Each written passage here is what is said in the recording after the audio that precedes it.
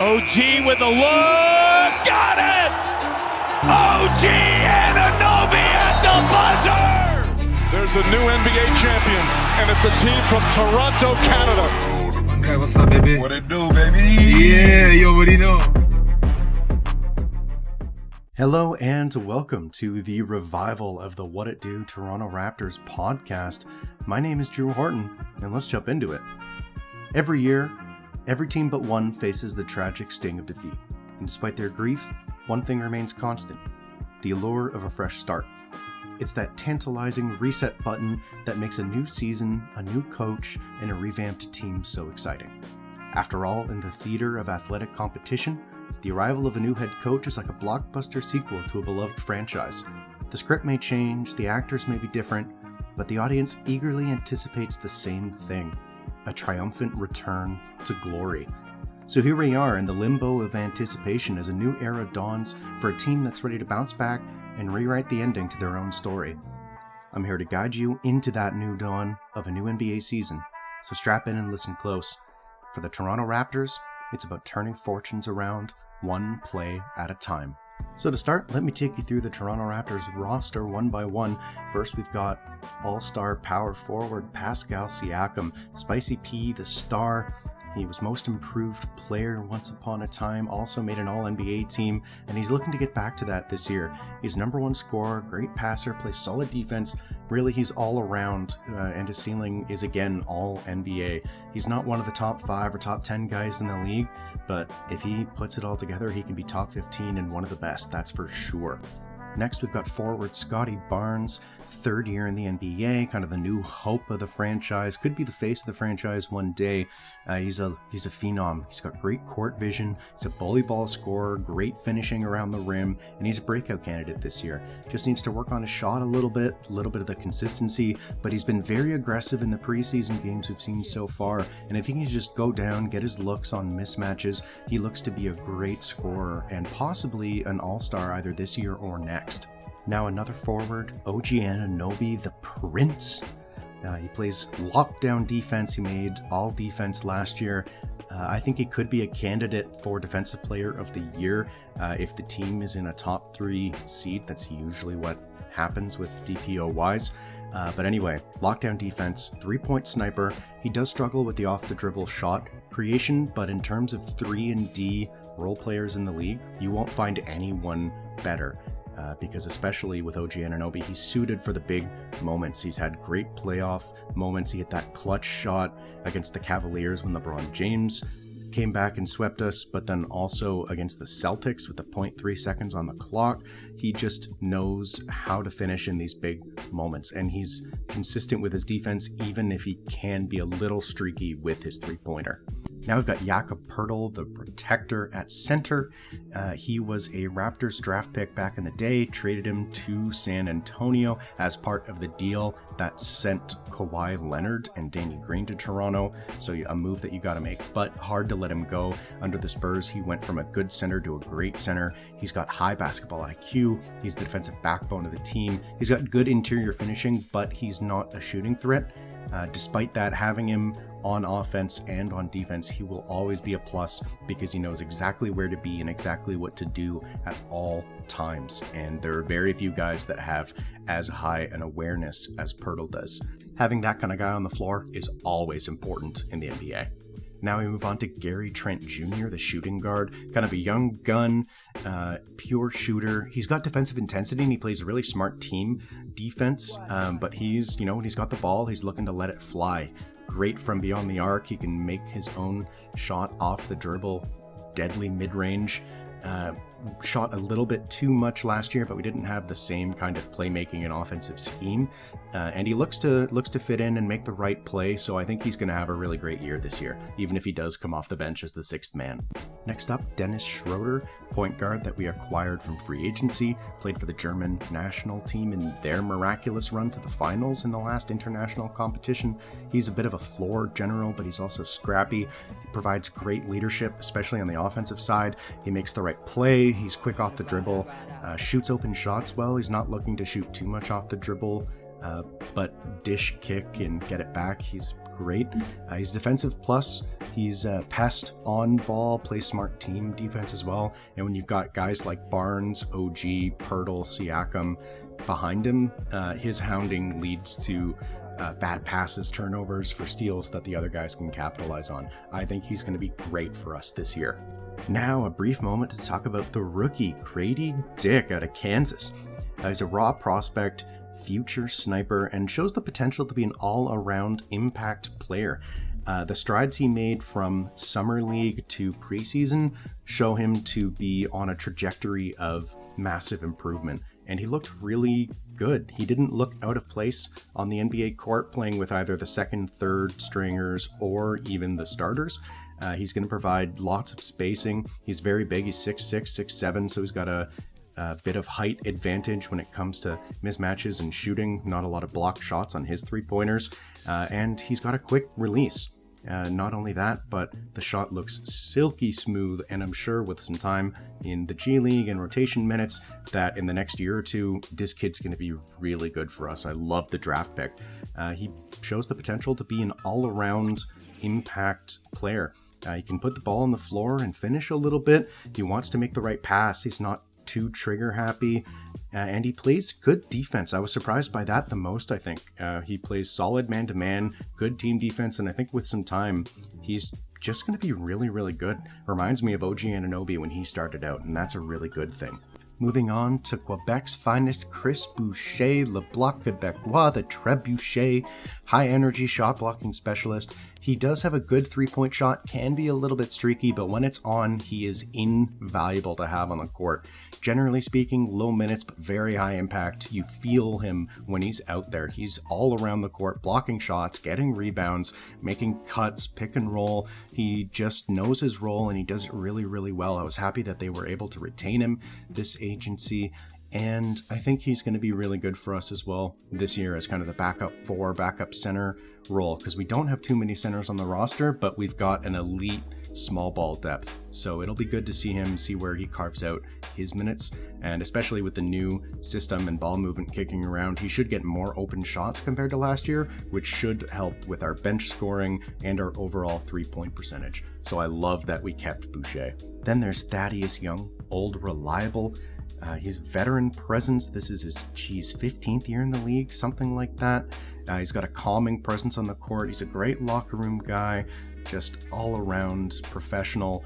And because he's been around the game so long, he's got a very good knowledge of the game. He acts as another coach, both on and off the floor. He's really good to have out there, settle the young guys down, even settle some of the other more veteran players down. Just want to make the right play, get into the offensive system, make sure that we don't lose ourselves on the court. So anytime he's on the court, look for the game to slow down a little bit and for the Raptors to play a smarter, more selective brand of basketball, which is just what you want out of a vet like Thad Young.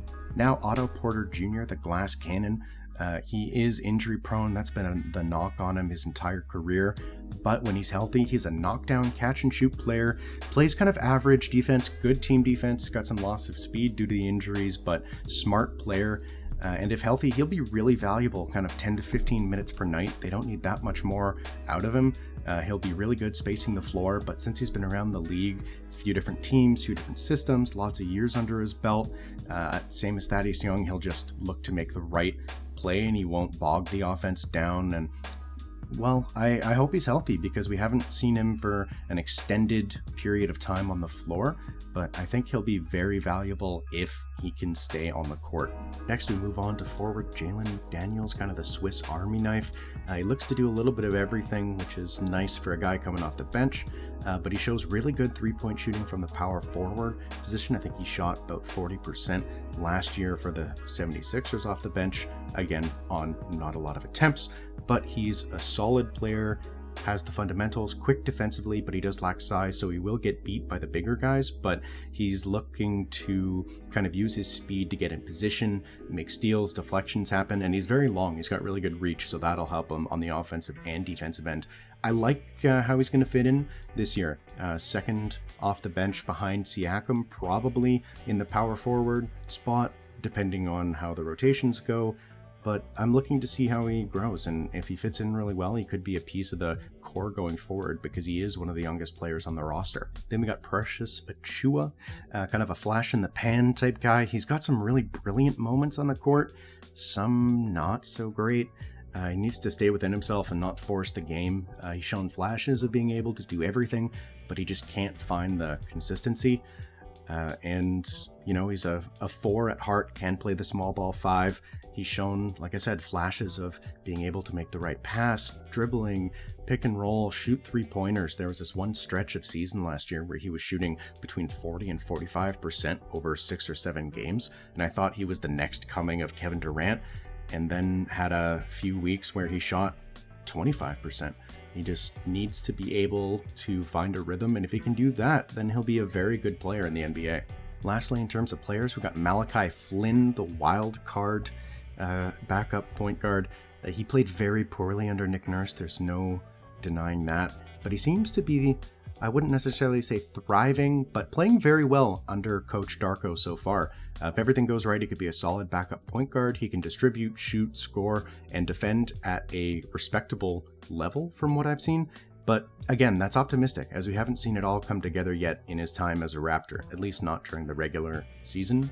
But again, that being said, during the preseason, he did show some really good things, especially if his shot wasn't falling. He's looking to get other players involved, and I think that's where his success is going to lie. If he is a pass-first type guy and then only takes the wide-open shots, I think he'll be very good in that bench unit, because we've got a lot of decent to good shooters on the bench, and if Malachi Flynn can give them better looks, then we'll have an effective bench unit this year, which is something we did not have last year. Finally, the last major addition, the new coach, Darko Rajakovic, nicknaming him the Maestro. This is his first year as a head coach in the NBA, first year as a Raptors head coach. The players seem to really enjoy playing for him. Team chemistry seems much higher than at any point last year. Both offensive and defensive systems look improved compared to last year in effectiveness of scheme and player buy-in. The offense is focusing on ball movement and creating gaps to attack. The defense focuses on limiting bad one-on-one matchups while having strong help defense and preventing open 3-pointers. His new systems, combined with his refreshing kind of attitude and takes on the game, you can really see the impact it's having on the players, especially the rotation guys, kind of 7 through 11, 7 through 12, because they're playing through their mistakes. Nick Nurse last year didn't really let them do that, and so there was no rhythm, there was no timing, and there was fear of players coming off the bench. If they made one mistake, they were going to get pulled, and Darko isn't going to do that. He said he's going to have a long rotation every night, 10 guys nightly, and I think that'll be really good for this ball club in the long run. Now that I've kind of given you an outline overall, the guys that you'll regularly see over the course of the season, I'm going to group them using that acting analogy that I did at the beginning. So the director of the whole thing obviously goes to Darko, the head coach. The two kind of leads be Pascal Siakam and Scotty Barnes. They're going to be the two driving stars behind this team. The main cast in terms of the other 4 key players will be OG Anunoby, Jakob Poeltl, Gary Trent Jr., and Dennis Schroeder. So those 6 guys will make the bulk of the minutes. You'll see them on the court most of the time. Generally speaking, at least one of those guys will be on the court at all times, unless there's a blowout of some kind. They're recurring characters, so guys that'll be fairly regular off the bench. Chris Boucher, Malachi Flynn, Jalen McDaniels, and Grady Dick. I included Dick because even if he's not on the court, you'll see him a lot in media and his progress, whether he's with the main team or the G League squad. So you'll be seeing a lot of him regardless of whether or not he's actually playing the same amount of minutes as those other guys. And then special guests, guys that will definitely get some minutes, but I'm not sure exactly how many they'll get depending on performance and rotation. Those guys, Otto Porter Jr., Thaddeus Young, and Precious Achiuwa. There are a couple other guys that'll be with the team and some guys that'll be 2As in G League, but these are the main guys that you'll see this year. Now, I've given you the descriptions and everything like that, but what's different from last year? So, we lost our starting point guard and championship vet, Fred VanVleet, and I've got mixed feelings on this. When he's at 100%, he's a great addition to any team. He provides elite three-point shooting, playmaking, stellar team defense, toughness, and leadership. However, last year, he was clearly not at 100%. And I hate to say this to such a key piece of the Raptors 2019 championship, but overall, he was a net negative to the team last year. He had a nagging knee injury and back injuries that prevented him from being consistently effective on the floor. His shooting took a dip, which took away really his biggest skill. He shot 34% from three, which wasn't bad, but below his usual, and due to his injuries, he had less quickness and he couldn't finish near the rim at all. He shot 39% overall, which is atrocious. 6% down from his career average and 9% from last year's league average. His defense also went down, again due to the injuries. Couldn't keep up with most point guards and regularly got blown by in one-on-one matchups, forcing other guys to come help, which led to either open dunks at the rim, open mid-range, or open three-point shots. It was hard to watch. To his credit, his team defense was still elite, which let him get a ton of deflections and steals, and he's a very smart player, so he knows where to be on the court.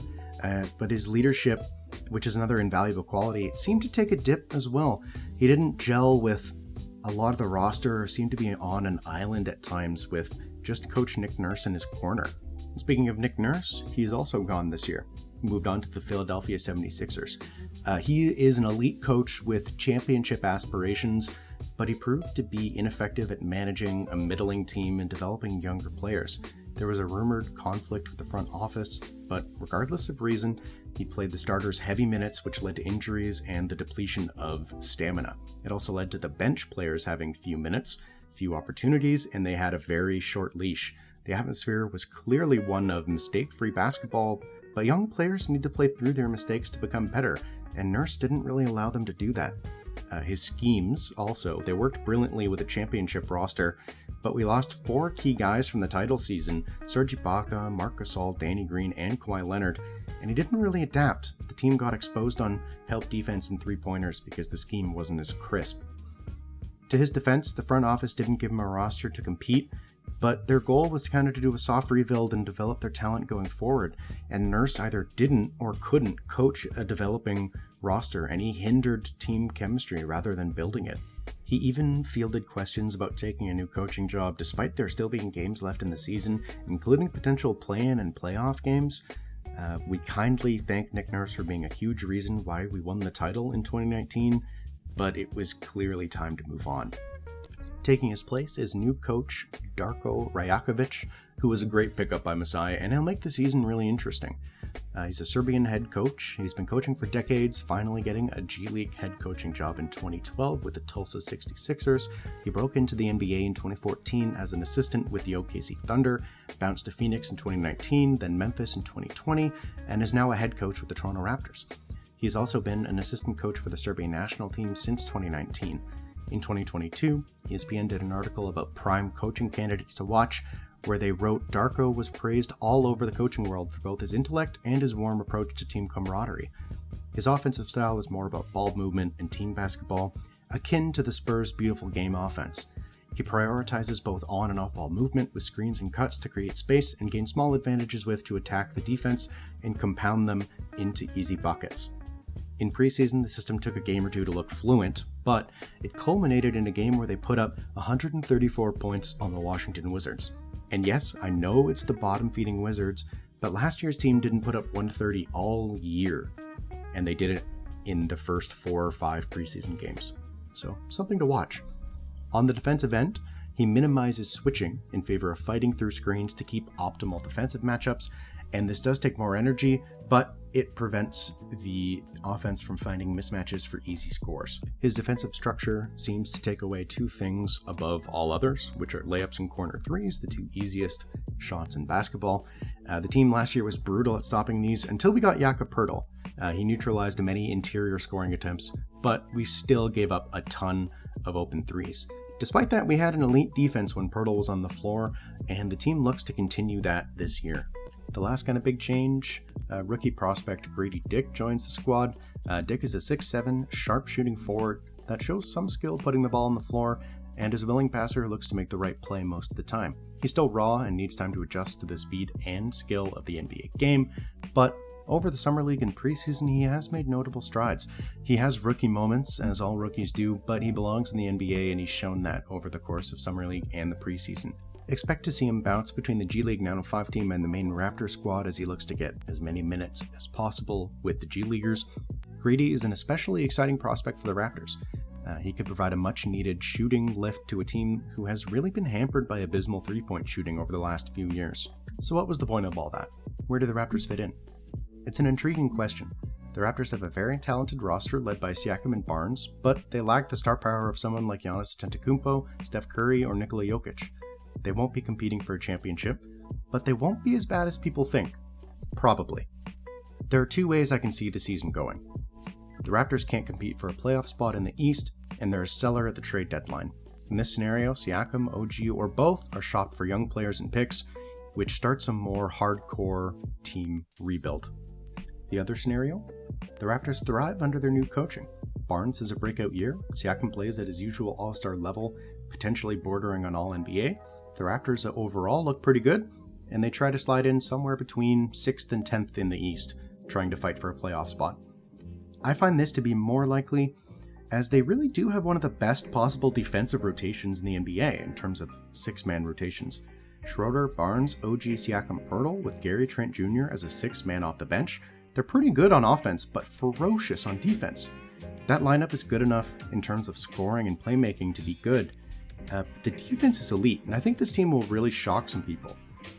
But really, here's the most important thing to take away. The Raptors are going to be fun to watch again. With Fred VanVleet and Nick Nurse gone, the team has looked more connected, more chemistry. The guys just get along with each other better. Whatever issues there were in the locker room don't seem to be present anymore, leading me to believe that the main chemistry issues came from Fred and Nurse. Darko looks to empower his players, while last year it appeared Nurse had everyone outside of the starting five on edge, and unable to get comfortable. Rhythm is extremely important for athletes, and Nurse could not or would not let the bench get into one. This year, Darko looks to increase the rotation size and allow the bench to contribute even if they make mistakes. Allowing these guys to play through their mistakes is key, as it will give them a chance to settle in and find what works for them on the court. Aside from chemistry, the system itself should be way more fun, the defense is going to be more active, and we shouldn't be giving teams nearly as many open corner threes. The offense should be kilometers better than it has been. More screens, more passing, more cuts and off-ball movement. It'll lead to easier shots, but also the flow of the ball moving will just make it more pleasurable to watch.